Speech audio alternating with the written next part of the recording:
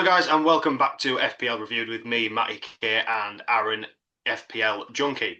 Aaron mate, how are you doing? Yeah, I'm all good, thank you, mate. How are you doing yourself?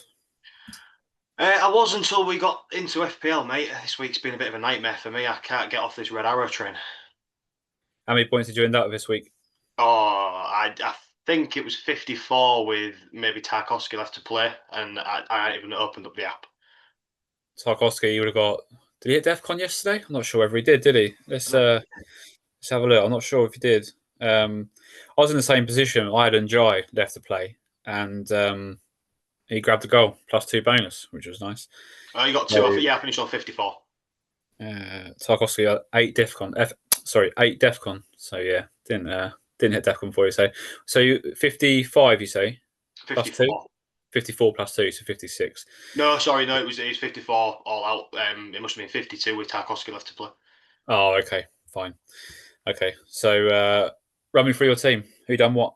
Well, I mean, obviously we've taken a week off, so I did make some changes. I did take a -4 as well because I took out João Pedro. I finally took out Javi Simons, so you'll be happy with that. And I took out the final one was Lucas Paquetá. Of course you did. Yeah, of course I did. So of course João Pedro returned. Danny Welbeck did return, so it wasn't a massive hit. Still lost points. I brought in Ismail Sarr and Damsgaard from Brentford. Reasoning, I was so toying with different options like Declan Rice and stuff like that. I was going to bring in Mateta, but I didn't want triple Palace. Did think about Minter, then I brought in Danny Welbeck because I didn't want double Brighton. So I tried to sort of spread it out a little bit, and it really backfired. So you brought in Danny Welbeck. That was a good transfer, though, no? Yeah, I mean, like it was a toss up between him and Mateta. Really, the what killed it for me this week is I decided to be really brave and captain Voltemada. Oh no! Yeah. And how did that go for you? Well, I think we all know how that went. Um, and I'll put it this way: I won't not be captain Haaland for the rest of the season. Are you that salty about it, huh? Yeah, well, you can't back against him, can you? So, No, you can't. I did think with the way Bournemouth's defence has been, and he blanked the week before, I thought maybe this is a chance to maybe go against the template, but it really backfired. Yeah, so Haaland actually, in his previous 6 games against Bournemouth, has only had 1 goal and 1 assist. So it definitely was a week to back against him. It just didn't pay off because Haaland is just Haaland. He's inevitable. So yeah, at the moment, it's difficult to captain anyone else apart from him. Yeah, and I had Manoz on the bench for 6 points as well. So there we go. It's been a pretty bad week for me all round, and I'm not feeling very enthusiastic about this. No, so that's exactly how I've been feeling over the last few weeks. It's been, I think, 3 red arrows in a row, and starting to get quite demoralised. But this week, who did I bring in transfer wise this week? I bought it. Oh, sorry, I bought in Mateta. So last week, obviously, we missed the pod. I bought in Pedro Neto. I fancied like a little bit of a fun punt. He done quite well. He got me 8 points last week. This week, I took out João Pedro and brought in Mateta. And obviously, João Pedro has done nothing for the past 6 game weeks. So of course, when I take him out, he then goes and he could have had a hat trick actually, but we'll get onto that game. But my week ended on 85 points. Iliman and Jai with 9 points last night, which was quite nice actually. I was out and I saw the goal. Was a good finish. So that has propelled me from 1.3 million up into around about 850k. So in the right direction, but still a lot of work to do. But overall, I'm pretty happy with my team now. But after this week's games, as we'll get into, obviously Gyökeres picked up an injury, and Jai looked like he picked up an injury, but Moyes came out and said that it's likely just a little bit of fatigue more than anything. Neto came off injured in the 85th minute, and who was the other one? Someone else came off injured as well. Maybe not. Maybe not. But yeah, so I could have some issues going into this weekend, but I'm not really thinking about that right now. Yeah, well, we are recording during the Champions League. I think Tottenham's on tonight, aren't they? And Arsenal, I think Arsenal are just about wrapping up their game. They're 3-0 up at the minute. So obviously, things that we say are subject to change. Absolutely, yeah. Obviously, injuries can happen. It is worth noting that at the time of recording, obviously, as Matty said, Arsenal are playing or have just finished playing against Slavia Prague. Gyökeres didn't play. Mikel Merino played as a 9, and he actually grabbed 2 goals. So if you're holding Gyökeres, I wouldn't be expecting him to start this week. But yeah, we don't know what happens during these games. So don't make transfers. Leave transfers until the last minute if you can. And yeah, reevaluate later on in the week once we have a little bit more information. But that being said, should we move into the games? Yeah, sure. Look at Brighton Leeds. Like you said, the Danny Welbeck um, transfer made sense at the Yeah, time so until Pedro decided to play against Tottenham and Dr. Tottenham was in the house to cure his lack of goal scoring ability. it's always against Spurs. Isn't it? For Yeah, Spurs can't keep João Pedro out, but they can keep Haaland out. Go figure. Dr. Tottenham. So Madness. But yeah, so Brighton 3, Leeds 0. Brighton actually put up 3.7 xg in this game, which is actually quite surprising because Brighton generally over the course of the season haven't really put up very high xg. But Leeds seem to be struggling. Up until that game, they were top 5 for defensive data in the league this season. Their performance certainly didn't show that was the case. And actually, I'm starting to feel quite concerned for Leeds. I can't see where they're going to be getting the goals to win games to get them out of relegation battle. Their squad's good enough, but something's just not happening there. But your boy Danny Welbeck with one of the goals. Diego Gomez, who we'll get onto shortly, he grabbed 2, and he looked really good. yeah, like I said, I did look at bringing Minter in, but I didn't really want to double up on Brighton because I found them a bit of a sort of funny team to back. Really, they're either shit hot or they sort of crumble a little bit. In terms of Leeds, I'm not interested in any Leeds players. The I've got a few points in on the board already, which is good for them because West Ham are looking like they're going to start picking up more points under Nuno, which we'll get onto later on anyway. So yeah, I am a bit worried for Leeds, like you said, but in terms of FPL, I'd be avoiding Leeds players. I just can't see where the points are coming from. And Brighton, bit of a mixed bag, really. Yeah, Brighton are a difficult one because, as you say, they're a mixed bag. You don't really know what you're ever going to get. It seems that Brighton, so actually statistically, Brighton win their games when they have less possession of the ball, when they have less control over a game. This is the first game of the season where they've actually had the majority of the possession, majority of the ball, and actually won a game of football. But the players there just obviously you've got Welbeck, who is now he's fit. He's of serious interest. You've got Yankuba Minter. He's of interest. He got an assist as well at the weekend. And the one I want to talk about is Diego Gomez. Now he is 4.9 million, and for those that didn't know, a cup match a couple of weeks ago, I believe he got 4 goals. I mean, he certainly got a hat trick. Incredible goals as well. Fantastic footballer, but he's only worth monitoring, and the reason being is because obviously you've got Rutter. Mitoma is currently out. Once he comes back in, you've got Gruder. He's going to be fighting for a spot. His minutes aren't going to be secure, and I think for his price range, you could probably get someone like Sean Longstaff, who's nailed on starter for Leeds. But fantastic footballer, and I think he's going to go to the top of the game. I just don't think that he's an FPL asset that we should be interested in at the moment until we know that his minutes are secure. But other than that, I mean, I suppose you could go for Bruges. He's an option in goal, but again, It I is think only that is Brighton's first clean sheet this season, though. yeah, and that speaks volumes, doesn't it? I mean, James from Planet FPL, his 2 goalkeepers are Verbrugen and Perry of Leeds, so they're playing against each other this week. He obviously went for Verbrugen and got the clean sheet, but he's gone the whole season without any points from his goalkeepers, really, aside from blanks. So yeah, I mean, 10 game weeks and 1 clean sheet. Their defence are obviously absolutely pish, like they're not of interest. I think Van Heck will hit DEFCON. Lewis Dunk has just disappeared, really. De Kuiper, at the start of the season, I thought he was going to be a really good asset. I thought he was going to be like a Kirkes of last season, but no, he's of no interest either. So yeah, I think in terms of Leeds and Brighton, we shouldn't really be looking too far past Minter and Welbeck at the moment. Just before we move on to the next one, Leeds, are you worried about relegation for them? Yeah. I think after what I've seen over the last few weeks of Leeds, there is concern there. And as you say, West Ham, a good win against Newcastle, very good win. Is that going to start propelling them? I mean, West Ham, from a squad perspective, shouldn't be in a relegation fight. I don't think they will be in a relegation fight, really. Forest, I think, will start pushing up the table now.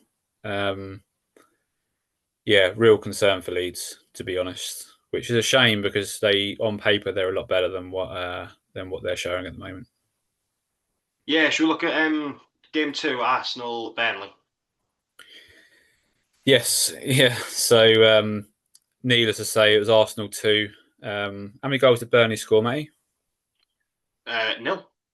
Yeah, weird. That's almost like a common theme every single week at the moment, isn't it?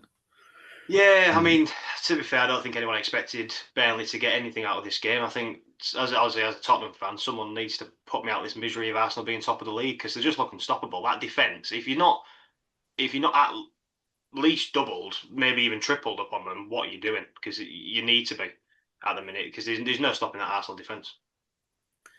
No, and to put it into perspective, yet again, as we just said, they've just finished playing Slavia Prague away from home, and they've kept another clean sheet. Gabriel is an absolute monster. He absolutely kills me every single week that I don't own him.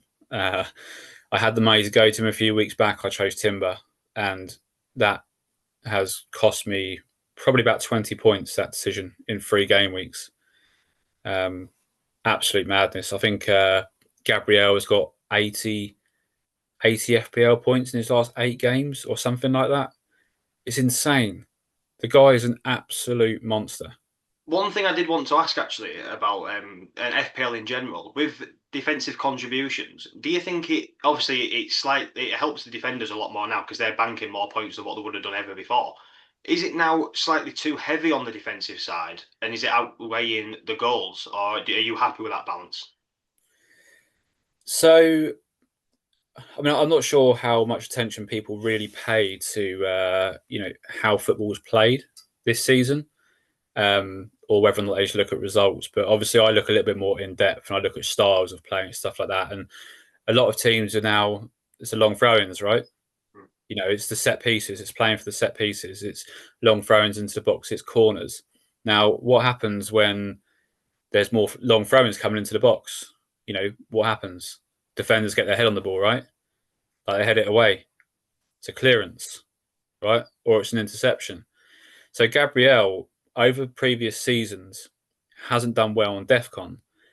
But because, you play against Brentford, for example, right? They've got Coyote, absolutely launches the ball into the box. Who's the biggest guy defended in Arsenal's box? It's Gabriel. He's going to get the header away. Then he heads it out. The ball comes back in. Who's there? He could get 2 in like 30 seconds. So I think that it wasn't foreseen that DEFCON was going to have this like massive difference this season. I think that in hindsight, maybe FPL would go back and be actually let's reverse the like the criteria for it. So midfielders need to get 12, defenders need to get 10.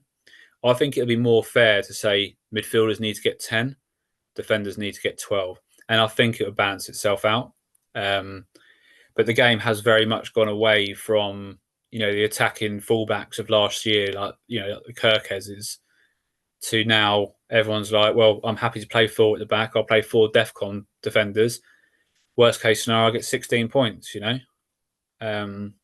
Yeah, it has slightly sort of tilted it a little bit, and it did cross my mind earlier on, just thinking, is it unbalanced at the minute? Maybe you're right, it does need maybe adjusting that way. And I haven't really thought about it that way, so it's good to sort of put that like your spin on it, but I was just looking at. I can't remember who it was. It was an Arsenal player. I think it might have been Timber who had DEFCON, a goal, clean sheet, and bonus points. And for a striker to get the same, they'd have had to have scored a hat trick and take all bonus points and played the full 90 minutes. So it just seemed a bit like it just seems very unbalanced. But yeah, I've never really sort of like looked at it like you said with long throws and set pieces. Yeah, so I think to answer your question, I think there is a little bit of an imbalance at the moment. I do think that it does very much feel like DEFCON is like center stage, and it is, I guess, a little bit overpowered. Um, it makes a big difference. 2 points, right? 2 points at the moment at my rank, so I'm 860k, right? Another 2 points, I'm moving up 100k places.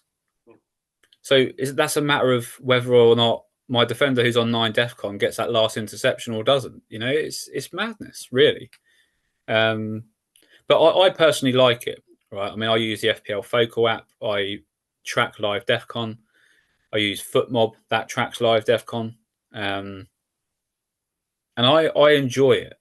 But I do think that next season it needs to be reevaluated, and I think that they need to be focusing more on where's the sort of limit for what defenders need to hit. Okay, Yeah. because you see some defenders are averaging over 12 a game. It's yeah, Yeah, it'll change it next is. It is. I just do. Like I said, I was just thinking about it earlier on. It did seem like it was taking a little bit off the sort of strikers out of it. But part of the game, I haven't really got too much to say about the game, to be honest. It's just Arsenal going about the business. 2-0. Rice, Gyökeres finally getting a goal in there. Like you said, he's not started tonight. He's not even played tonight, sorry, with him being injured. So keep an eye on that one. But I'd be looking at double, triple Arsenal in your squad, to be honest. Yeah, I mean, I think double Arsenal defense is definitely the way to go. Excuse me. I think that if you want to go triple, it's absolutely fine by me. I personally wouldn't. But, one player that is really worth talking about in this Arsenal squad is and should be of serious interest actually now is Declan Rice. I mentioned him earlier on in the season on my chat on my FPL account, and he's proven week in week out that he should be in our teams. And around was he 6.6 maybe 6.5 million. I mean, he's a box crasher. Like he's given that reign to box crash, and he's getting in goal scoring opportunities, and he's a set piece genius. Like his crosses are on point, and that's why Arsenal's so good at set pieces, right? Um, so yeah, like me now, if I was to wildcard, for example, in 13, which I know some people will be, it would be probably Gabriel, it would be Timber, and it would probably be Rice. Saka doesn't justify a 10.1 million price tag. Gyökeres isn't justifying a 9 million price tag, and he's potentially injured. Where else do you want to go? Like Raya, maybe instead of Timber, but Well, you're spot on. Like I said, I did look at bringing Rice in, but I can't. I might have been because this was over a week ago. I might have been priced out from doing another move at the time. Because I think I was seriously looking at bringing Mateta in, but I can't remember. I think the price didn't add up, which is why I didn't go for Rice in the end and stupidly went for Damsgaard. But Raya, I mean, he can work from home, can he? So if you want to put him in, personally, I think there's better goalkeepers out there because he's not going to get the save. He's not going to get the save points because Arsenal just don't concede shots, let alone goals. But yeah, that's just my opinion. But like I said, he can work from home. Burnley, I've got nothing to say about them. They're just lacking everywhere at the minute. And I think what we said about Leeds, you can say similar to Burnley, really. yeah, absolutely. Obviously, Dubravka is in most people's teams purely as a backup defender. Sorry, purely as a backup goalkeeper. That's purely because That's, of his price, though, right? absolutely, yeah, for no other reason. And not everyone's got like Raya, for example. You can play him in every single fixture, but some people might have like a Petrovic at Bournemouth. And you can rotate them.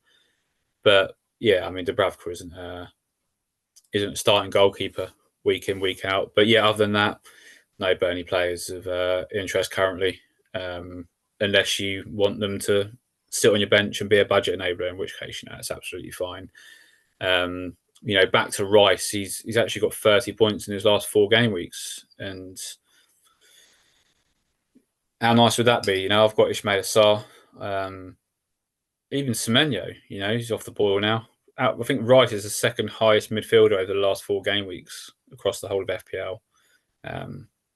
Yeah, I did want to touch on Semenyo when we get there, but well, I'll save that for when we get there. But yeah, 100%. If you're looking at bringing Rice in, I've got no arguments with that.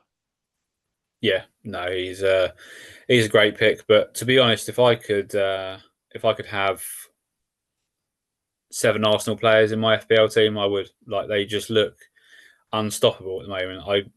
As much as I'm sure it's painful for you, I can't see anyone even coming close to them this season.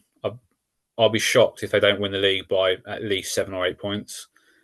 Well, They look phenomenal. I was just going to say before we move on to the next game, are Arsenal going to win the league? If they don't, I honestly think that Arteta will go. They can't keep doing what they do. Right? They can't keep finishing second and being like, next season. The fans aren't going to accept it.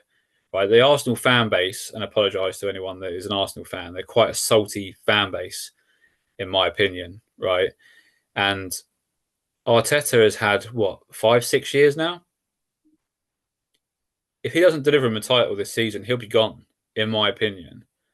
And especially from the position they find themselves in now. Granted, there's another 29 game weeks, right? It's 29 games to go. 28 games to go. Liverpool don't look like challenging.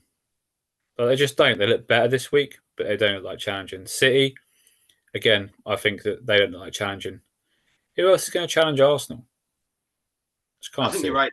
The only saving grace for me, like I said, I don't know if this is just my Tottenham bias coming out, is Man City, to me, are the only team that could go on a 10-15 winning game streak. I don't think Arsenal's got that. I do think they'll have a dip at some point. Every other team has so far. Liverpool's in a bit of a dip. Man City started with a bit of a dip. So yeah, that's the only saving grace for me, really. But Man City is the only team that I can see going on that winning streak. But at the minute, it doesn't look like anyone's knocking Arsenal off that top spot.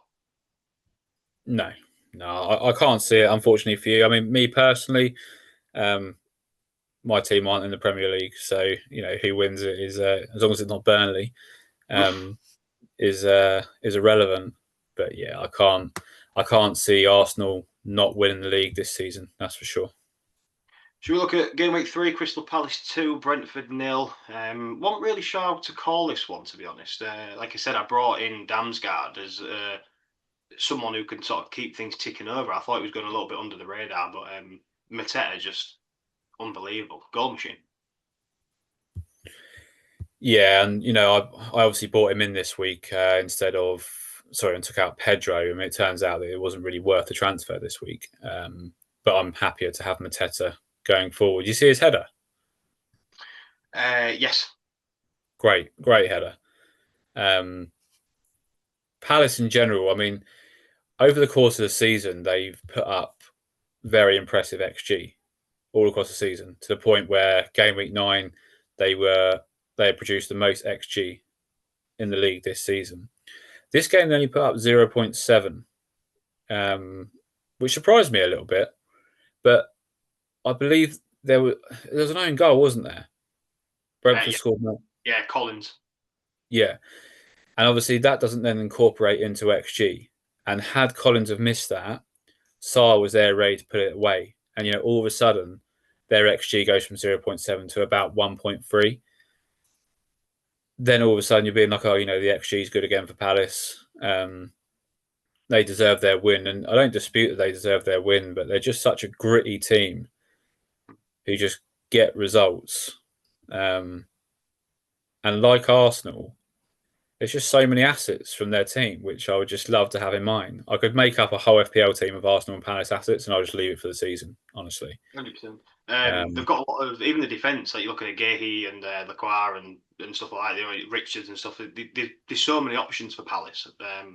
Like I've gone for Sarr myself, which obviously didn't pay off this week, but in the long run, I'm hoping that settles down. And again, Mateta was just a price thing. So yeah, and with their defenders, I mean, Gay now is 30% owned, and he's another one where I got Lacroix, and he was actually more expensive than Gay at the start. But I was like, Lacroix's going to get the DEFCON, right? Like I want that, as an extra string to his bow.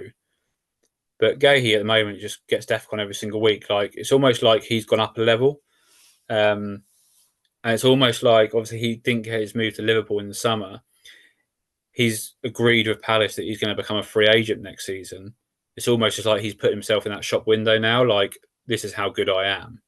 yeah, And I actually saw a link the other day that Real Madrid are interested in him. yeah. Now, that's the biggest compliment you could be paid in football is at Real Madrid point, yeah.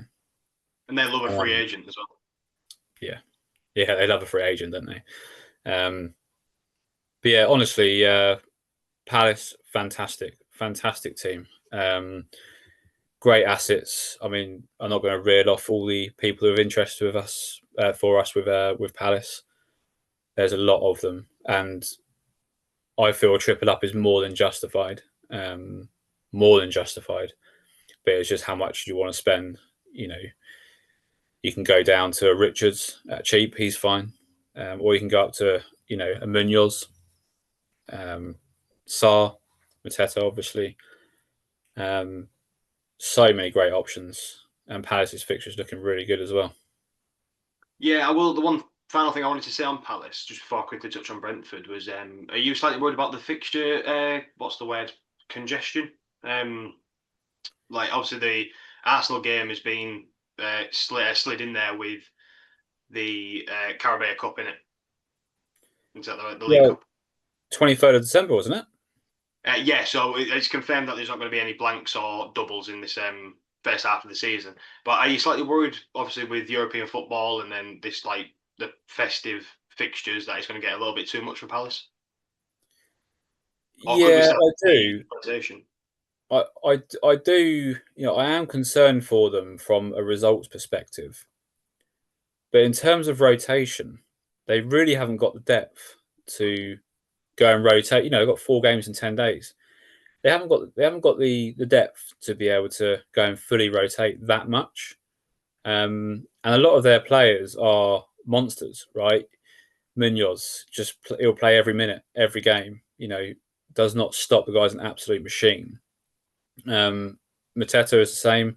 Obviously, Nketiah can come in and play sort of like half an hour here and there. Will we see reduced minutes? Quite possibly. Will it put me off? No, not really. But with more game time, more frequent games becomes more potential injuries. So yeah, it will concern me if Palace do start picking up injuries, but it wouldn't put me off going for their assets. That's for sure. Yeah, and sorry, just one final thing, because I did actually hear this question the other day, and it did sort of like prick my ears a little bit. Mateta, could he do it for top 16, Um, or do you think yeah, he's a good team for Palace? yeah, I do think that he can do it for a top 6 team. That being said, I think Palace at the moment are a top 6 team. Um, Mateta he'll be good wherever he goes. But that being said, he's never had a decent club career outside of Palace, right? He hasn't done it anywhere else. So it would be interesting to see. Um, but I don't see why not. He's a quality player, great finisher, and he gets himself in the right positions. There's a reason why he's one of the top expected goals this season so far. Yeah, and just very quickly on Brentford, I've not really got too much to say. They're a bit similar to Brighton. They're a bit of a mixed bag. They're amazing one week, and then the next week they lose 2-0 to Palace. So, where do you sit with with Brentford? So there are a couple of assets of interest for me at Brentford, but I mean you've got Kevin Schade, right? Like he's at 7 million. Now, his price point, in my opinion, is very high for for where Brentford are as a team, and also for where he is as like a standard of player. He had a good end to the last season, but I don't know how FPL can justify that 7 million price tag this season. That said, he is grabbing the odd assist. He is starting to show his worth in the Brentford side, but I just feel that price point is it's just too high. When you see you can get Njai, you can get Enzo, you can get Rice, you can get Saar, right, all for cheaper. Why would you go and spend £7 million on a Brentford player? The other person of interest is obviously Thiago. He's 6.4, I think now. I think he might have gone up because sorry, no, he started at 6 million, didn't he? Regardless, he's a cheaper striker option. Brentford's fixtures aren't great. I think that if you want to buy a cheaper striker for long term, I'd probably go Thiago. If you're more interested in the short term, I'd go Welbeck. But Thiago is looking really good, to be fair. It's just preference fixtures aren't. So no, at the moment it's a monitor for me. All their players. I don't know if you was caught that the little smile there. That's because the notification just popped up saying Tottenham's winning 1-0 against Copenhagen. Who grabbed the Henderson, goal? it's not come through yet. It's just saying 1-0. Brennan Um, Johnson. I'll tell you what, that could be it. Hey, Brennan Johnson, yeah. Yeah. Brennan Um, Johnson. one person that I did want to ask about because I feel like people might be sleeping on him a little bit. John Henderson. No, not for me. No. I mean, he's what does he do? Like from an FPL perspective, what's your opinion? I mean, 15 bonus points. Def, yeah, defensive contributions. It was on 9, so I mean, just under the threshold in it. So yeah, maybe you're right. It did cross my mind with him and Damsgaard. I just think in that squad he's a leader, and he's. I don't know. I just fancied it. Maybe as a differential. Yeah, I mean, he's obviously a cheaper option. And as you say, you got 15 on the bonus point system. Yeah. So you know, he does rack up points on the bonus point system. But the problem is that's only he's only ever going to get bonus if he does get goal or assist because 15 in the bonus point system isn't getting you anywhere near right. I mean, the moment a defender keeps a clean sheet, if you look, you've got Mark Gahey, right? Kept a clean sheet. He's got 34 points on the bonus point system. You've got Henderson as a goalkeeper, kept a clean sheet, done nothing else. 25 points on the bonus system. Henderson needs to be getting goals. He needs to be grabbing assists to really be of interest. And he was 3 away on Defcon. So no, I think he plays really well. He controls that midfield really well for Brentford, and he is a leader. But for an FPL asset, no, Well, not for that's me. why you're the expert, and I'm sitting down there with a very big red arrow. Should we have a look at the next one? Fulham Wolves. Fulham Fulham 3, Wolves. Wolves 0. Obviously, time of recording, people should know by now. Wolves have sat their manager and are yet to replace them. Gary O'Neill turned them down as well. So not looking very good for Wolves at the minute. I think relegation is fast approaching for Wolves. Yeah, I mean, you look at last season. Vitor Pereira came in January and very much steadied the ship, and it's it's history for Wolves, right? They do shit. They sack their manager. They get a replacement, and the replacement just about keeps them in the Premier League. Then they do shit, and they just repeat the cycle. And it's almost like Wolves are just happy just to be that team that just escape relegation every single year. Um, but this year it's too late. Like I'm sorry, but there's no way that they are coming back from no wins in 10, 2 points in 10. They look shit, and they haven't got the players to get them out of it. Strand Larson is too good for them, but even he's doing nothing. and they put up 0.24 xG against Fulham, which I'm happy about because I've got Anderson in my defence. It was nice, but they went down to 10 men, which meant Anderson didn't get Defcon, so punished me a little bit. So I was talking, like you said, about Wolves and stuff, and I made the argument of Palace and Bournemouth. Well, they're both sold some really important players for them, and they're still doing okay. But then I was reminded that they sort of did invest in their squad a little bit, where Wolves haven't really. They haven't really replaced them sort of players. So there's no surprise why they are down there. In terms of FPL, there's absolutely no one that I'd touch from Wolves at all for a very long time. But that's all I've got to say about Wolves. Really, I think it's going to be a long season for them. Yeah, and I think whatever manager they appoint, I mean, the fact that Gary O'Neill turned them down speaks volumes, right? Like, why are you going to jump on a sinking ship? Yeah. What as a manager, are you really going to go? Yeah, okay, I'm going to go to Wolves and I'm going to keep them up. It's just not going to happen. The team is terrible. Like they're as it stands, they are a championship team. And I'll go as far as saying is if they went down to the championship next year, they're not coming back up because they're just not good enough. Yeah. But yeah, so as you said, no Wolves assets of interest. What about Fulham? Does anyone interest you at Fulham? I mean, like again, as a Tottenham fan, Ryan Sessegnon, I've always got a bit of an eye on, but unfortunately, he's listed as a midfielder in the game, isn't he? And he's playing quite defensive for Fulham. Yeah, yeah, and it's one of those that if he was to have that like wide role for Fulham and he could be attacking, he'd be a great asset. But then you then need him to start every game, right? Yeah. And his minutes have never been there fully for Fulham. Um, but yeah, he's a fantastic player. He even showed last season, back end of last season, that he was a good player. But yeah, I mean, Fulham, they're good defensively. They are. I think they're sixth best for XGC so far this season. So if you're going into the Fulham team, you're going into Anderson and Anderson only. I mean, Leno if you really want to, but I wouldn't bother. Um, other than that, there's no one else there. No one else of I interest. I can't see me looking at any Fulham players like say Anderson as an option, but other than that, Harry Wilson. But again, he seems to like keep chirping up for Fulham and keep bagging in the odd goal and stuff, but not enough minutes, I don't think. And that's exactly his issue, yeah.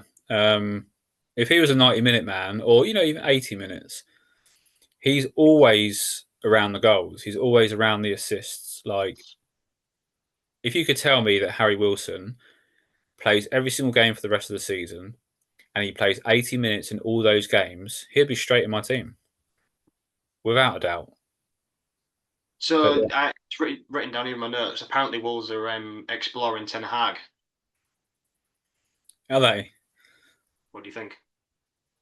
Um, I mean, I think if anybody suits the Wolves job, it's Ten Hag.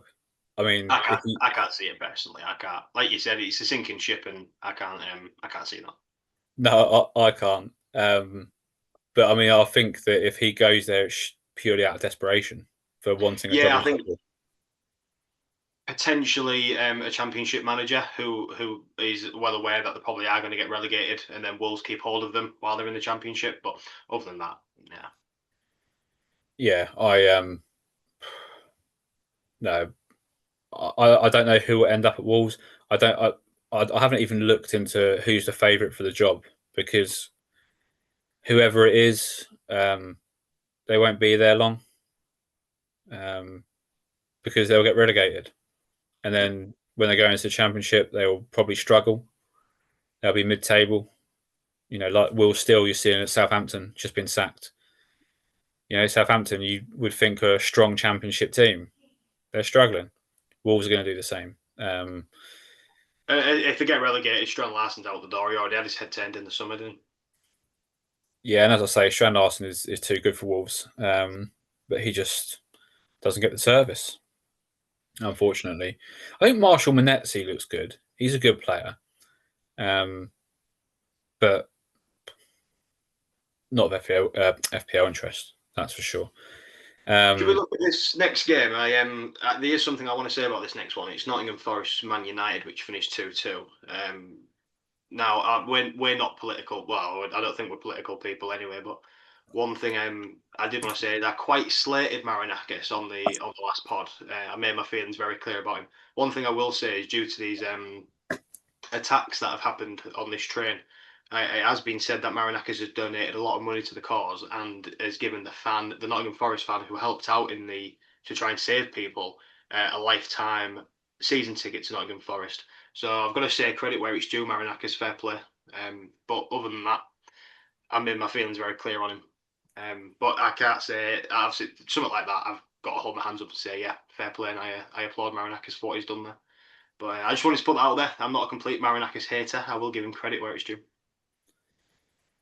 Yeah, I mean, it's maybe he's seen that people hold a certain opinion of him, and he felt that he needed to do a good deed to, Yeah, maybe you it was know, just confirmed if he watches the pod or not. yeah, yeah. If you're listening, Mr. Marinakis, you're an arsehole.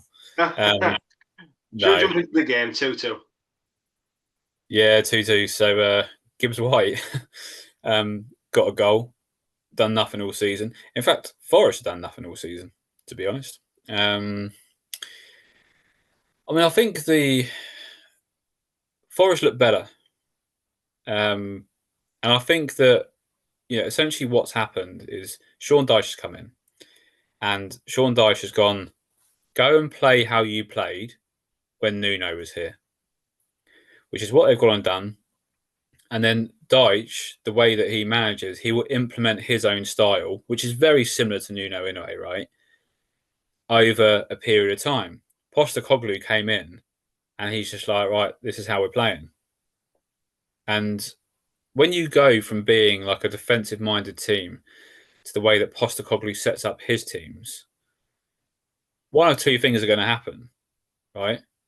You're going to be shit or you're going to be shit. And they were shit. And,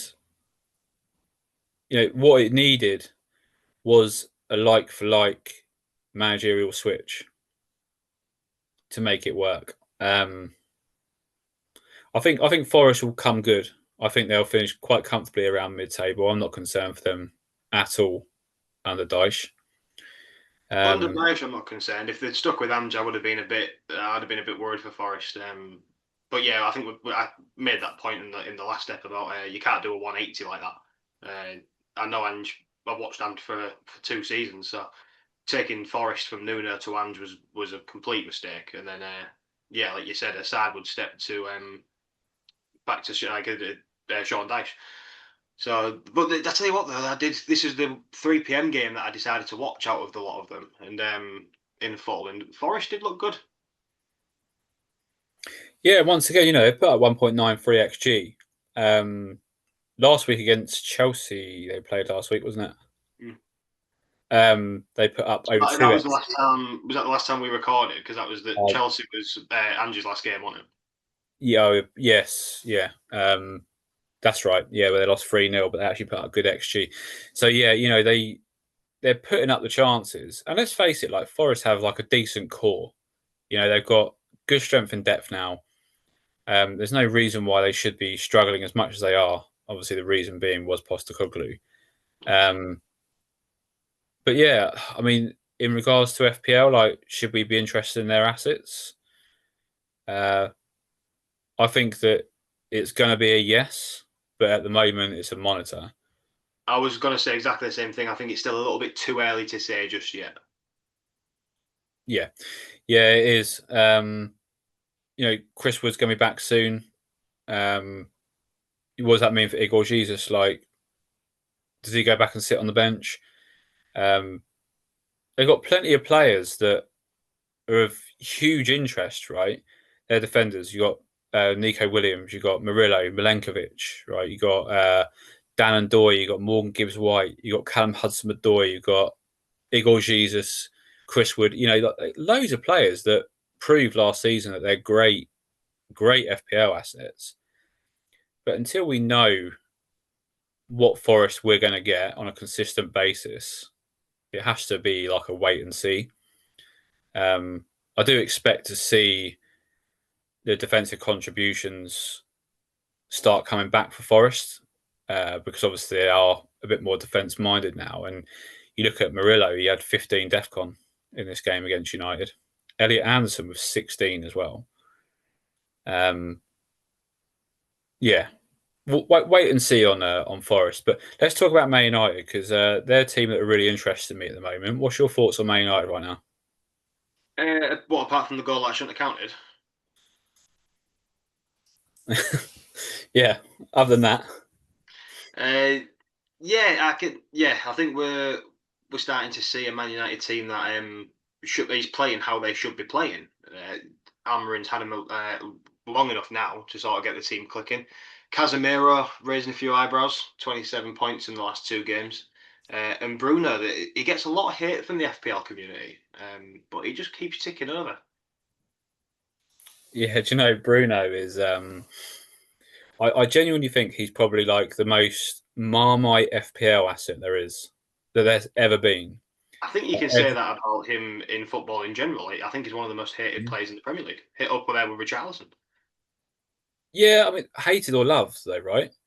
Like Oh yeah, from my perspective, right? I think he is an absolutely fantastic footballer. Like I love him as an FPL asset. Like I think his ceiling is one of the highest you'll find in FPL.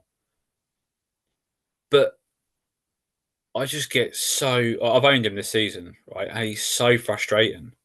So frustrating. And I owned I, him for those two penalty misses. do you know Andy? Let's talk FPL. I think he's a big advocate for Bruno Fernandes. Yeah. Won't let him go. Yeah, I mean, Andy is he's a funny guy actually, and if you listen to his knee jerk stream on a Sunday, Yes. it's great entertainment because he just does not give a shit. Yeah, Um, absolutely. he's Fantastic. very sarcastic, and he relates back to Bruno Fernandes quite a lot. And honestly, I think he's brilliant. Like he's a brilliant content creator.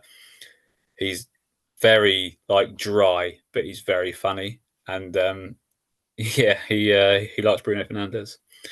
Um, and I do.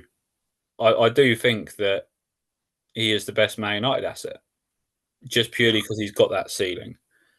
But I'm not sure. It'll piss me off too much paying 9 million or 8.9 million for him. He's not somebody that I tend to lean towards in FPL. I don't think I can deal with the frustration. It seems to be like a 12 point, a 2 pointer, 15 point, a 2 pointer, and that's just sort of it frustrates me too much. But then you've got to think of the numbers. He's up there with the points every season, so I don't know if you've got the patience with him. It's worth bringing him in. Yeah, I think it depends on what sort of FPL manager you are. If you're an emotional manager, don't go for Bruno Fernandes. If you're And patient, he's on penalties. He's a 90-minute man every time. He's very, very rarely injured. So he's yeah, good it at is. DEF. Yeah, good at DEF CON. I don't know if I've just talked myself into bringing him in, to be honest. It's just that price tag. I mean, when you weigh it up, right? I think Brian Bremo went up again last night. Maybe he's around 8.2, 8.3 million. Like, how much do you value money? Mm. You know, if you can't get to Bruno, but you want a United player like and Bremo is brilliant, right? Um, and he's cheaper. But then the downside is that he goes to Afcon. Um, I was just going to say, could because obviously when AFCON kicks in, we all get the five transfers. Could you, if say if you have Mbeumo already, could you sell him, bring in Bruno, and make a downgrade somewhere else in the squad? Is that an option for you? what near Afcon? You mean? Yeah, nearer to AFCON, yeah. Yeah, I mean, of course, we get the 5 free transfers, right? Like, bringing in Brian Bremo isn't a problem. He can come out easy enough. And, you know, if you want to bring in Brian Bremo now, like, it's absolutely fine. It's 6 game weeks till AFCON. Mm. A lot happens in FPL in 1 game week, let alone 6. Um, if I could, I would bring in Brian Bremo. I would probably just about go for him over Fernandez purely because In terms of the next 6 game weeks, I don't think either of them outscore each other by a massive amount. But I'd rather have that 0.6 million in my bank than sitting in Bruno. Yeah, last player I just want to talk on, Ahmad. I had a goal cleared off the line last minute. An option for you, or not really interested? Yeah, so on my Instagram account, maybe about 4 or 5 weeks ago, I started deep diving into his data because nobody was talking about him. Nobody, like no content creator. He was at the time he was 0.5% ownership, but at this point, no, it's game week 5 because at this point he had played 4 out of the first 5, and I was like, this guy is flying massively under the radar, and he's class, right? Maybe he's going to get a few early subs. Maybe he might get an odd benching, because you've got Dorgu, you've got Dallo. But for me, incredible FPL asset. Like if he was the one that got the minutes the whole time, he'd be in my side without a shadow of a doubt. And he looked brilliant against Forest, brilliant, and he got a goal. So just before moving on, everybody's talking about him at the minute. Is he ever going to get his hair cut? Do you know what? I think he's loving it. Yeah.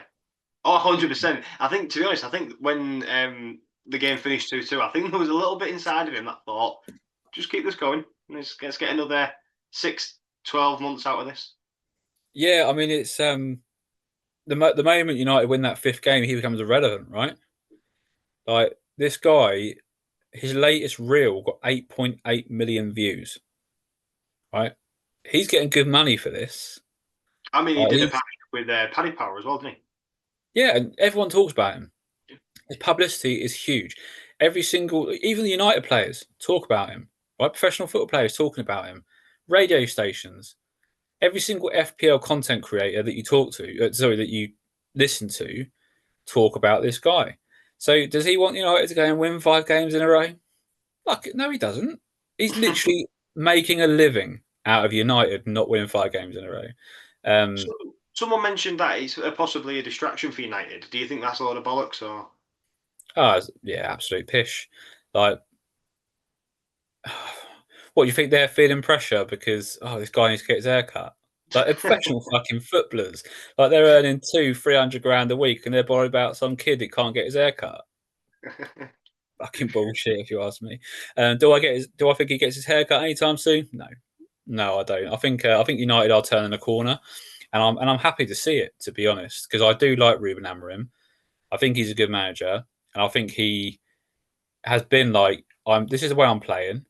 If you don't like it, tough shit, sack me. He said it, and now he's starting to, get those results. United are looking better, and yeah, I like to see it. I'm not a United fan, but I like seeing managers that I like do well. I will just say I'm going to make a prediction. I don't think he's getting his haircut under Almiron. I think he'll be sacked before he gets his haircut. I completely agree. I don't think he gets it cut before 2030, mate. I think he's going to be like tying it around his ankles. But just the last person to talk about for Man United that's of interest to me that is on the watch list is Matthias Cunha. Obviously, he's cheaper than Buemo. Now his minutes haven't been amazing, but with Buemo going to AFCON, obviously Cunha comes in, right? He's guaranteed pretty much, assuming he doesn't get injured. I'm tempted to try to be ahead of the curve to bring him in before everyone else does, because I think that over the next like 4 or 5 game weeks, I think he does well. And he's really starting to look like he belongs in that Man United squad. Fantastic player, and honestly, like probably my favourite FPL asset actually from last season, albeit he was a bit of a loose cannon at times. Yeah. Yep. No, absolutely. Can't really disagree with you. Should we have a look at game 6, Chelsea versus Tottenham? We just can't beat them, can we? How did your boys do? No, mate. This was terrible. Terrible. I was lost for words, to be honest. Again, to be honest, Saturday for me, I spent the full day watching Hull City and then Man United and then Tottenham and then Liverpool. and by far the worst team out of the lot on the day. Out of the 4 games that I watched, just to me 0.1 xg. You know what I mean? Yeah, I mean, I don't need to say anything else. is there pressure on Thomas Frank? No, I don't think so. No. I don't Okay. think so. It's two. One, you can't keep chopping and changing managers. Um, still, to be honest, I can't be asked going through them all, but there's a lot of players that are still out for Tottenham, and some big names as well, Kulusevski, Madison, who are still sidelined. People are saying, "Oh, you've got your strongest squad now, players that you didn't have under Ange." Yeah, we have players like Van der Ven and Romero, who was lacking game time last season through injury, but we've still got a lot of people out, man, like a lot. I mean, even that. Oh, what's his name? Uh, Takai, who we bought from Japan. He's never even started a game for us. Never played. He's been injured since we bought him. So, no, I don't think there's any pressure under Frank just yet. Okay. And what do you think of the Van der Ven and Jed Spence situation at the end of the game? Yeah, not good. Van der Ven should know better. He's part of the leadership squad. Spence it's been mentioned about his attitude in the past with Conte and stuff like that. I think he's a lot better than what he used to be. If I had to predict somebody out of the two, it would have been Spence that I would have predicted to do something like that. But that's just how Thomas Frank is. He wants you to go and applaud the fans. They spend a lot of money traveling to these games, and the season tickets at home, and our home form is just absolutely atrocious. Yeah, I want happy. I think Frank handled it well in the press conference. It's been dealt with behind closed doors. That's what else can we Yeah. say about it? Yeah, and I think so. Back into the actual game itself. I mean, obviously it finished 1-0 to Chelsea, but this game never felt like it was 1-0. Even at 1-0, it felt like the game was never going to get away from Chelsea. I mean, they put up almost 4 xg. João Pedro, uh, he could have had a hat trick. Easy. Had he have done, I think that would have been my FPL season over and done with. To be honest with you, after taking him out of my team. You and me, Um, but but you know what? I think there's going to be a lot of people actually that took him out last week that are now thinking, especially if Yoker is injured, potentially out, are going to be thinking, I'm bringing João Pedro back in, especially being that Chelsea are at home to Wolves next week. He's a genuine captain shout. Genuine. yeah, yeah, maybe. I don't think it. I don't think it's fair to say we was too early in doing it. I think we did give him quite a lot of time, and a lot of players stuck with João Pedro for a few game weeks. But I can see why people took him out, so I don't really have a problem with it. But against Tottenham, it was just he ran riot. Uh, Yeah. I don't even want Four to say. shots, 4 shots on target. Yeah, exactly. I don't even want to say it's down to bad defending really, but yeah, he ran riot all game. Wolves, we've already spoke about what sort of dire straits they're in. But yeah, and the only thing is, Maresca keeps saying there's a slight injury there. So maybe with Delap coming back, maybe he does get rested. I can't see it personally, but it is something just to keep an eye on. Okay. And I want to ask your opinion on Paulinho Yeah, because so you asked me about this on the last recording. And what are you still wanting to bring him in or no, not? no. So not from an FPL asset. I want to know your thoughts on should he be starting for Spurs? So the way everyone's looking at it at the minute, the Polinia and Benton Court double pivot is getting a lot of stick. Um, but I think the proof's sort of in the pudding. You take one of them off, and we don't look as solid without one of them there. I think he should be starting. I like him. I think he gets stuck in. I think some sort of saving grace from that game. He looks decent, and he wanted to put them challenges in, whereas the rest of the team looked like they couldn't be asked. To be honest with you, or very flat. But I like him, and he's on loan, isn't he? So I'll be very happy to see him make the permanent switch. Yeah. So as you say, a lot of Tottenham fans are shouting that they don't want Bentancur and they don't want Paulinho in the same team. Mm. Sorry, it is Bentancur, isn't it? Yeah, yeah, yeah. Yeah. Sorry. What I've noticed is that you say when one of them comes off, it's a struggle, right? It's when Bentancur comes off, Mm. it's a struggle. Spurs are in trouble the moment he comes off the pitch. Paulinho, I agree, he gets stuck in, but he has absolutely no he doesn't track back. He has no forward pass. Like he's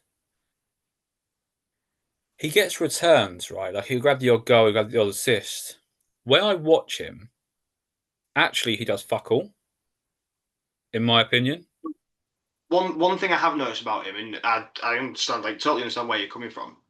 What I have noticed about him with his experience, he just seems to be in the right place at the right time, and he puts himself in the right position to just nick that ball off the midfielder, or just nick that ball like as it's being played through. And I think that's really where his experience comes into it. But I totally get what you're saying. Yeah, and maybe that's. Do you reckon there's maybe a part of him, obviously from where he was at Bayern, he was very much just sort of like, well, if I don't do it, someone else will. Um, Whereas at Spurs, he hasn't got that mentality around him, and there's not people that are willing to clear up his mess. Maybe I don't know. Um, a few weeks back, I was thinking like, he's actually an interesting asset. Like, why is no one going there? Like, why is no one interested? But the more I watch him, the more I understand why nobody is interested. Well, Um, I did say I wouldn't bring him in as an asset because he seems to be the guy before the guy. yeah, If you that did. sort of makes sense. But yeah, I mean, I like him. I think he's fairly solid. And at the minute, I've got no problem with the double pivot. I think there's more worrying things with Tottenham than them two at the minute. Yeah, fair comment. And a rather interesting statistic. Obviously, we said that they only put up 0.1 xg, and that is their lowest recorded xg since xg became xg in a game. Um, You can't be doing that in any game, let alone in a London derby. yeah, yeah, absolutely. And when it's a rivalry as well, like I don't know, the statistics just aren't there for. To be honest, I'd have if you asked me before the game, I would have gone nowhere near a Tottenham win because we just can't seem to beat Chelsea. Yeah. Do you know this week actually? I even said to my son, we both bench Cucurella this week, and I said, Cucurella. This is the sort of game that Cucurella will do well in against Spurs. Pretty sure he scored a pretty decent goal last season actually against you guys because I owned him and he got a 15-pointer. Um, but I benched him and he got obviously a clean sheet, which makes no difference anyway because my defenders that I chose got clean sheets anyway. But yeah, it does very much feel like if Chelsea are playing at home to Spurs, start your Chelsea assets. I should imagine there's probably a lot of people that benched João Pedro against against Spurs, but it's not the wrong decision based off what we've learned over the last 6 weeks. Was But Chelsea at home that game? sorry, Was Chelsea at home that game, or was it Tottenham at home? no, Chelsea are at home that game, weren't they? I mean, I don't know why I've got it. No, sorry, no, it was Spurs are at home. Yeah, Spurs are at home because our home form has been absolutely abysmal. It just added fuel to the fire, and I think that's why um, Frank's getting the stick that he is, just because of the home form. Yeah, because a lot of people related it back to the Bournemouth game in game week 3, I think it was, Yeah. when you guys lost 1-0 at home as well. And I think James on Planet FPL said that could have been 3 or 4-0 to Bournemouth as well. So yeah, something's not quite clicking there with Spurs. I think And it's a lack of forward options at the minute. There's Richarlison's just nowhere near it. Service as well. They're not getting the service. I don't. This whole excuse of they had to take Bergvall off after 4 minutes and it threw the game plan out the window. Tottenham fans were excited when Thomas Frank was appointed because he was an adaptable manager. So adapt to the game. So that argument of he was thrown off by that. Don't care. He was all buzzing yeah, that he's an adaptable manager, so adapts to it. He brought on Xavi Simons, which we know your feelings on him anyway, and I've sort of starting to lean towards it myself.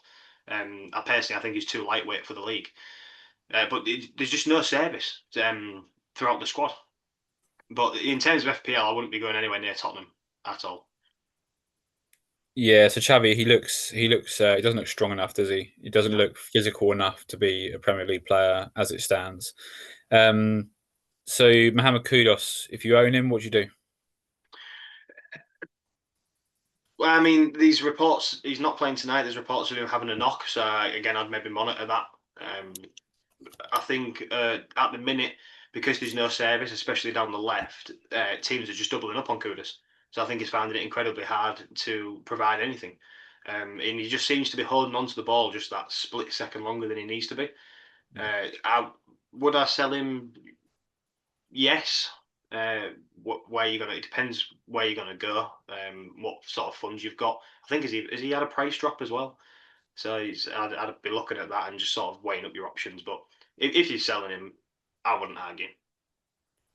Yeah, I mean, like as mentioned before, the people that you can get around his price range in obviously Enzo's a little bit outside of his price range now, but some people may have money in the bank. But you got Enzo, you got Ismail Assar, you got Njai, you got Declan Rice. Like for me, all those players come above Kudus. If I owned him, he'd be gone from my team. Anyways, one last thing on that Chelsea game: Reece James picked up good minutes again. That's 6 games in a row now, and it's good to see. But game 8, West Ham 3, Newcastle 1. Did you see this one coming? Uh, sorry. West Ham 3. Sorry, we've skipped again, but we'll go back to that one. Did we? Yeah, we missed out Liverpool, Villa, but we'll jump back there. West Ham 3, Newcastle 1. No, I didn't see it coming. No, and I wonder how many people took out Paqueta this week or benched him. Me. I did. You did. I Yeah. did, yeah. I took him That, out, that, yeah. that wasn't me trying to remind you. Um, West Ham looked good. Newcastle, not so much, 0.52 XG. Do you know what? Until I looked at the table the other day, and until you actually pay attention, you don't realise just how much Newcastle were struggling this season. And I think there was so Yeah. much noise around the start of the season about how good they were defensively. But other than that, they're not really doing much, are they, in terms of results? I Let me mean, just have a look in. Where are they in the Premier League? They are the around 14th, 13th. I believe. Yeah, the Sorry? 13th. And the teams that are below them, you can sort of see. You can see why. The only one that's maybe surprising is Fulham. I think they're capable of competing with Newcastle. But yeah, 13th. Again, another question that I heard earlier, which sort of picked my ears up. Is Eddie Howe took Newcastle as far as he can take them?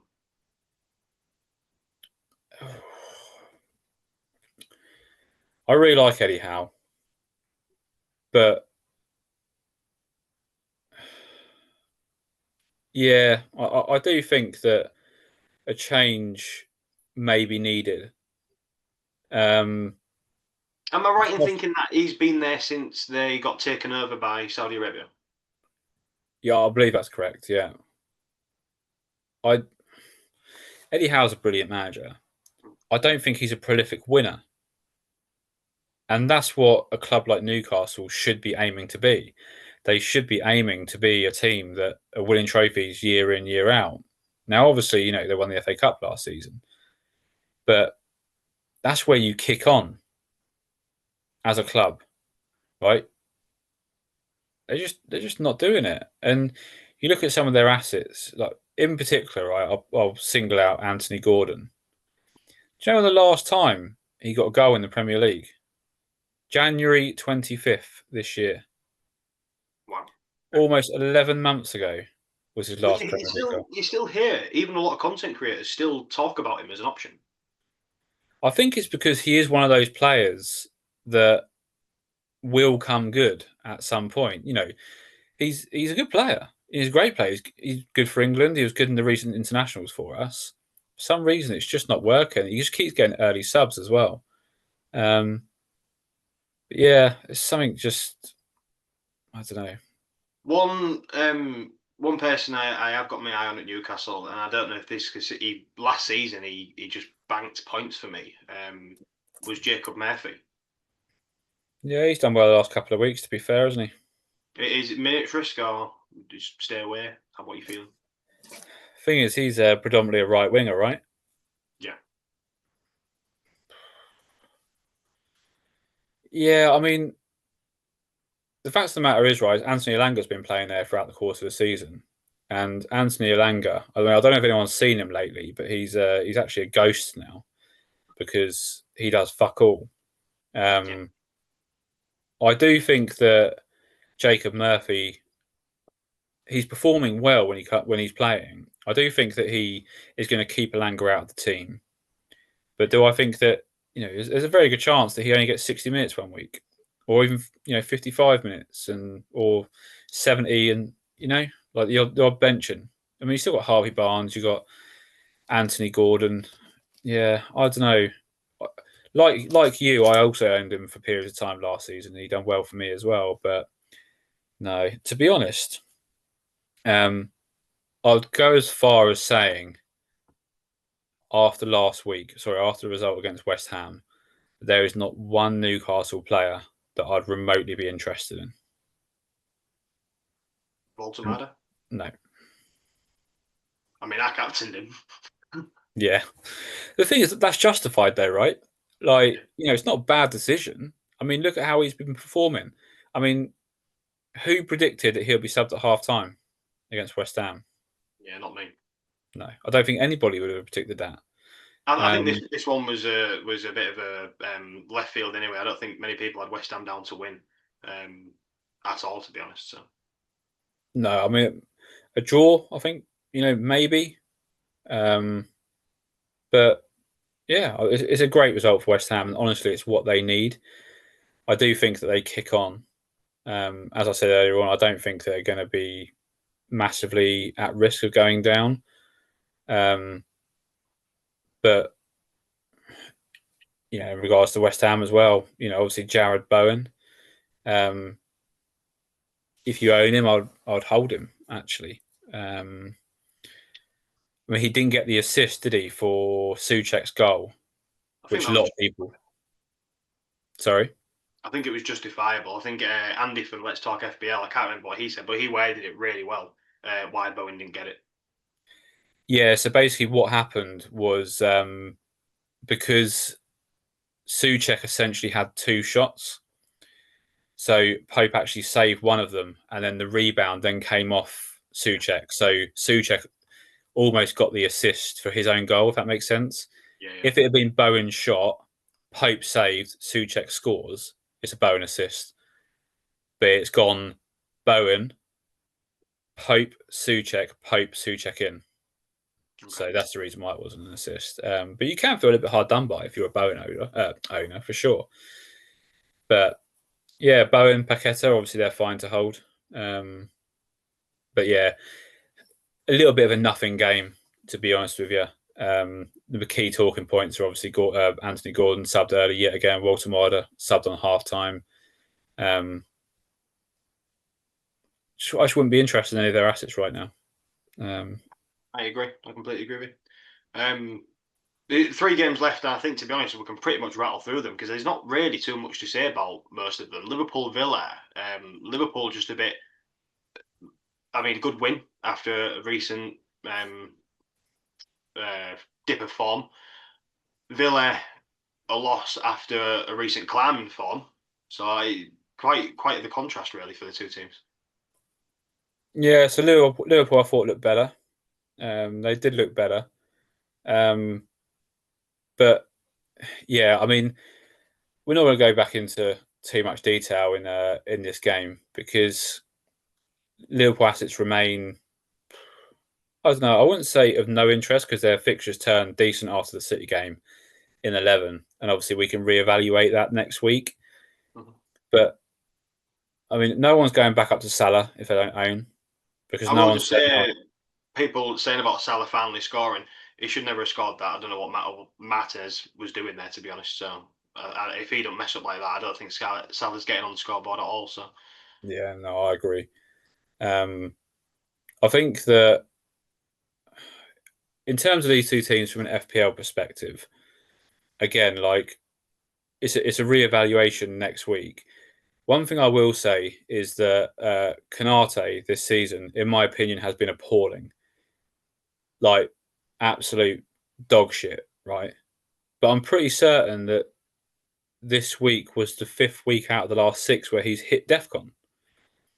So, when it comes to from game week 12, when Liverpool assets, should be of interest, if you ignore the eye test and you look at the data, Konate will be of interest and also cheaper option to Virgil van Dijk and Szoboszlai. But then you need to then weigh up if you are happy with Szoboszlai coming and playing right back potentially. When he's classified as a midfielder in the game. But yeah, let's not dwell too much on this game because this is very much a sort of next week's pod we can run through Liverpool assets in particular. Villa again. I don't know if you watched any of the game. For the first 20 minutes, Morgan Rogers was electric. Yeah. So good. Almost like it was Hit the almost like post. this is a reminder of just how good I am at football. But then he was just that was it, like quiet again for the rest of the game. No, I agree. Man City Bournemouth again. I ain't got too much to say. Haaland. I literally, as I was making notes, I think I just put Haaland doing Haaland things because well, the stat there where Man City's second highest goal scorer is the Burnley defender with 2 own goals. That just tells you everything you need to know. Haaland and nobody else for me, I think, with Man City. Yeah, I mean he's got 65% of Man City's goals, so it's yeah. The thing is it's the same old thing, isn't it? Pep roulette. I mean, if Rayan Cherky was a 90-minute man, he'd been everyone's team. Mm-hmm. Class. And another one that has got my attention a little bit, but will probably never amount to anything is obviously Nico O'Reilly. Mm-hmm. He's class, to be fair. Like, very, very good player. But then the moment that Ait-Nouri gets back into the team, he probably sits back out. You also got Gvardiol who can play in the same place. Yeah, Man City is very much Haaland and Haaland only, at least for now. Bournemouth, obviously, Semenyo. He's people are losing patience with Semenyo, but I think they seem to forget that he massively overperformed his data for the first like 7 or 8 game weeks of the season. This drop off was going to come, Yeah. and people points chase in this game. Like if you're bringing him in game week 8, you're missing his point. You've missed his first 8 game weeks points. Nobody sustains that level of FPL points for a long period of time, unless you're Erling Haaland, of course. No, I'm guilty of it. I brought him and Senesi in, and the form will go back up. But yeah, you are spot on. It was always going to have a dip at some point. Yeah. Another Bournemouth, obviously Senesi, but he's no longer flavour of the week. He's hasn't hit DEFCON. Saying that he did hit DEFCON along with Adrian Truffert, but yeah, it's seems to be less consistent now. Yeah, Bournemouth fixtures look all right. Creepy Junior is obviously. I think the boat's been missed. Evan Nilsson is now back fit, and actually Creepy Junior scored in the opening couple of minutes against City. It was just disallowed. If he was, God, if he was 70 minutes every single week, he's such an easy choice, All right. and he's a goal scorer. But then he won't be the price that he is.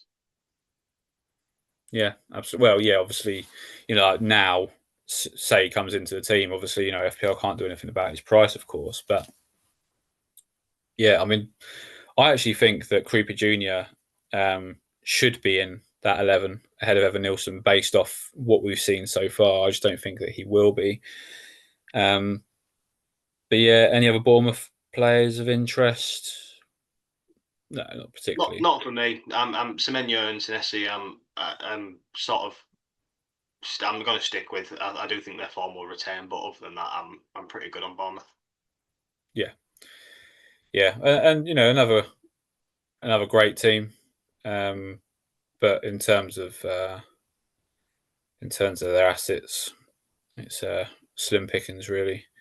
I would like to see what happens with Justin Cliver, because he was great last season.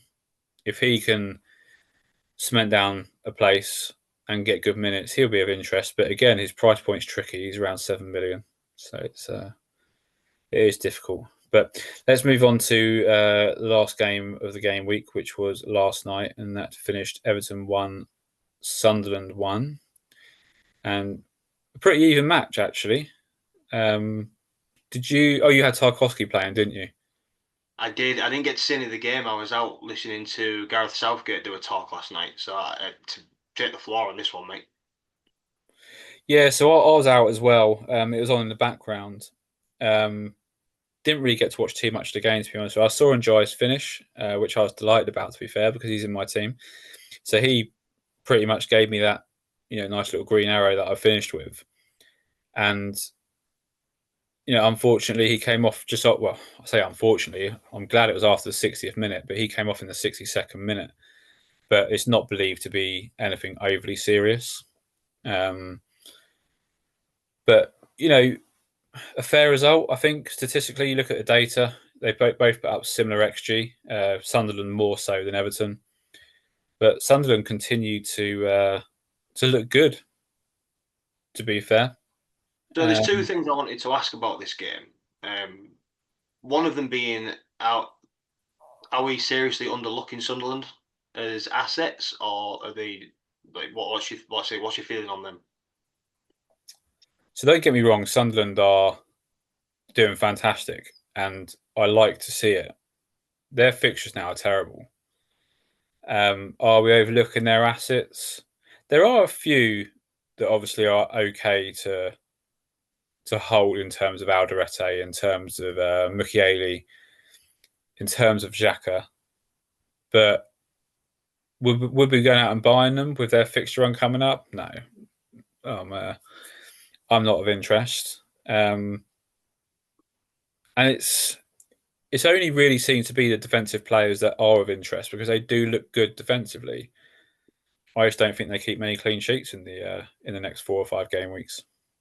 Yeah, and the other question was Everton. So I think there's a bit of a misconception with Everton because of how sort of well they're sort of playing with Grealish and I sort of playing quite well, but they are sat 14th in the league. Are we maybe like slightly overestimating Everton a little bit? I think they deserve to be where they are. They obviously had their new stadium bounce, which in fact the first game they lost was against Spurs, wasn't it? At a new stadium. It was, mate. Yeah. I think Everton will be quite easily mid-table this season. I don't see them having like a bad run or anything like that. I think they just tick over. But in terms of their assets, I mean, Tarkowski, obviously at 5.5 million, is probably the most overpriced asset in FPL, in my opinion. Especially when you've got Michael Keane, who hit, is that 18 DEFCON? Yeah. He's 4.5 million with Branthwaite obviously out. Mhm.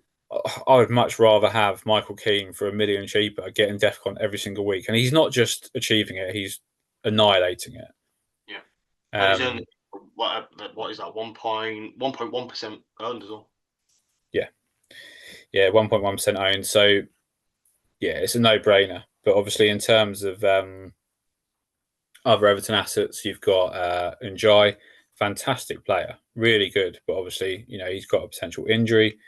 Um, Grealish, obviously, we know what he can do. But, I mean, James Garner, maybe Keenan Dewsbury Hall again, cheaper enablers. But I wouldn't be looking past Njai, Grealish, and Michael Keane, to be honest. Do you want to talk me what your plans are for your team before we sign off? So previous to this week, or before the end of last game week, sorry, my plan was always to roll. I was quite happy with my team. And then a shit ton of injuries came. The reason why I wanted to roll was because after this game week, as I'm sure people are aware, there's an international break. Um, you know, I don't like coming out of the international break with only one transfer because we all know what can happen. Yeah. So yeah, I did want to roll. I don't think that's going to happen, but my moves are very much dependent on um, what my injury situation looks like. I have thought that maybe I will take a -4 this week if Jokeres is out, and do Jokeres down to a Thiago or down to a Welbeck, and then Reinders take him up to someone like Mbuemo or Cunha. But then I could have more injuries than that. So we'll see. What about yourself? Are you planning transfers? Are you planning to Oh, roll? well, that's what I was just doing there. I was just having a little flick through my team, and I think I am just going to roll. To be honest with you, I took a -4 last week. Used two substitutions as well, so I'm pretty similar to you. I don't want one transfer coming out of the international break. So yeah, I think I'm going to be rolling this out as well. Yeah, perfect. I think if you can roll this week, it would be beneficial. But given the amount of injuries to a few key players that are in people's teams, it might be a bit easier said than done. But yeah, so as previous weeks, obviously we missed last week because we missed the pod, which was for unforeseen circumstances. We do a differential pick every single week. First week, I overall I'm winning. I think 10 points to 2. So my differential pick for game week 8 was Pedro Neto. He also came into my FPL team, and he got 8 points. And Matty's was Jared Bowen, I think, wasn't it, Matty? Yeah, I went for Mateus Tell and then Jared Bowen. I think is it 10-5 because did we not level on Jared on the Jared Bowen week?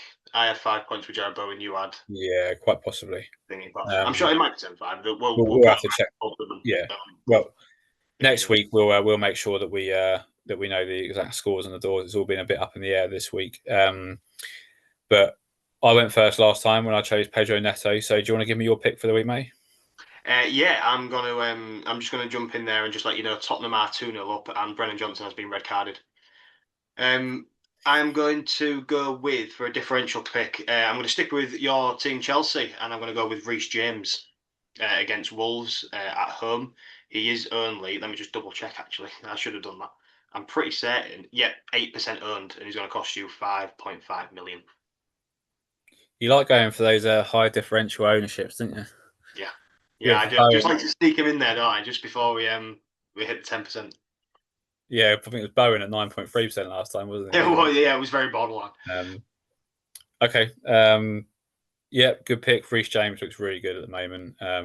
Really good to see him being fully fit as well, getting good minutes, and bodes well for our World Cup squad next season as well because he's a phenomenal player when he's fully fit. So yeah, good choice. So mine, I actually talked about him earlier on in the pod. Place of Brentford. Now Brentford are at home to Newcastle this week, and with Newcastle struggling a little bit, Brentford being the sort of side that they are, I can see Brentford causing a little bit of an upset. So my pick, 0%, 0.7% ownership is Kevin Schade. You've gone right on the It's, opposite side of the scale, haven't you? yeah, yeah. I just really fancy him to be honest. Like last season, he served me so well, and he is the sort of player that can go off. Like he can go and get a 17, 18 pointer. Um, do I think he does it? Probably not, but it's a risk that I'm willing to take because I've got a little bit of a lead on you. Obviously, there's a long way to go, of course, but yeah, just fancy it. And I don't fancy Newcastle at the moment, to be honest. And Brentford, even though obviously they lost at the weekend, they do. I think Keith Andrews is doing a really good job there. To be fair, considering obviously the turmoil that they've had with losing Mbuemo, Visser, and also Thomas Frank. He's done a great job of steadying the ship there. So yeah, Kevin Schade, he's my guy. Yeah, I yeah, mate, I like it. The really reason why I went with Reece James, to be honest, was mainly to target Wolves. Completely understand it. I mean, you'd like to think that he's got at least 6 points there, right? Like you can't see Wolves scoring, No. unless Chelsea go down to 10 men for the 100th time this season. Yeah, it'll be him that gets sent off as well. Yeah, probably. Yeah, I won't be complaining. Captain's mate, I'm going to assume Haaland. For now, yeah. I can't see it moving off him, to be honest with you. I mean, City are at home, I believe, against Liverpool this week. Are they? That is a good question. Yeah, so City are at home against Liverpool. Do I think Liverpool keep a clean sheet? Absolutely not. Do I think City keep a clean sheet? Absolutely not. I think it'll be a high scoring game, to be honest. Well, I said this last week though, and I said it was a good time to back against Haaland. Could you back against him again this week? You could. It's very much dependent on who you're going for. I mean, who could you go for? João Pedro? Mate, you don't even need to convince me. There's no way I'm not backing Haaland after Bolton as captain last week. I'm not doing it. Yeah, fair enough. I mean, you've got the the rivalry between Brighton and Palace this week. Palace are at home to Brighton. Mateta, Yeah. maybe he's an option, but no, I can't see myself going away from Haaland. To be honest with you, it will scare me too much. Yeah, well, I think that just about wraps up this game week. Obviously, we'll do a pod next week to review game week 11, and then we'll be going to the international break. I think, is that right? Yeah, that's right. That is right. Okay, cool. Well, that puts the end to that. So thank you for listening. If you've got this far, we appreciate it. And if you're listening on audio, please give it a 5-star rating. That'd be greatly appreciated. If you're on YouTube, hit like, hit subscribe, leave a comment, do whatever you want to do. All helps the algorithm. We appreciate it greatly. We've got obviously our FPL account on Instagram, which is FPL Reviewed. I've got my personal Instagram account for FPL Junkie. And Matty, you've got your own handle as well. I've got my own media company. It's called Behind the Mic Media, where we just review loads of different stuff, really. One little shout out I wanted to give was mainly a recommendation to you was a comedian called Matt Bragg. Just put out a new comedy special on YouTube, highly rated. That's my suggestion for this week. So go check that out. But yeah, drop us a follow on Behind the Mic Media. Perfect. All right. Well, that puts us to that, and we'll see you again next week for the Game Week 11 review. Yes, I'm sure we'll all be sat here crying our eyes out again after another red arrow. But mate, thank you. It's been an absolute pleasure. Yeah, cool. Take care, guys. Thank you. Bye.